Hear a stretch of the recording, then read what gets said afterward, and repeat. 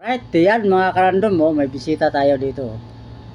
Yan, tagalin mo, yun. Si Boss Tong Singwa.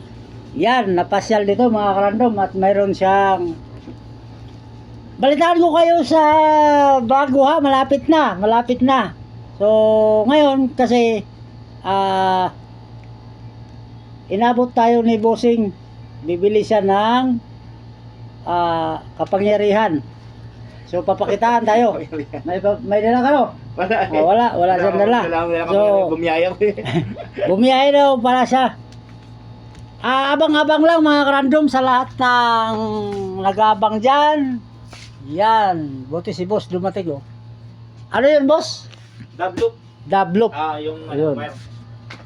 Bumili si Bossing ng dub wire. Wire. Ayan. Dub wire. So yung nag-aabang dyan, antay-antay lang. Siguro, baka bukas. Huwag kayong mainip. At ihanda nyo ang inyong mga Gcash. Yan. Anong number kayo Philip? Ito, scan mo lang. Nandito ang ating isang malupit na magician. Si Boss Tong Singwa. Nahirapan kaya ako mag-big ka sa pangalan mo pag nag-live. Yan, i-screenshot mo lang ito. I-send mo lang sa akin. Sige, yeah. Picturean ko na yung ano. Doon sa ano mo, sa Facebook? Messenger. Sa Messenger. Sa Messenger. Yan, si boss. Buti hindi ka rinitan sa labas, boss. Hindi naman. Umuulan nga eh. Umulan ba? Oo, maambon. Mabuti naman. Para gumatay na ako eh. Yan. Dalawa tuloy kami ngayon nag-content ngayon, mga karandom, oh. Yan. Shout out kay Bossing. Dumating si boss eh. 150 na kaya Philip. Opo, 150. Yan.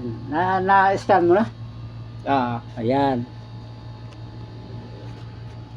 Huwag kayong mainip sa mga darating mga karandom. Malapit na. Malapit na.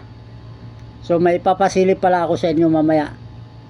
So isang malupit na nagdidemo.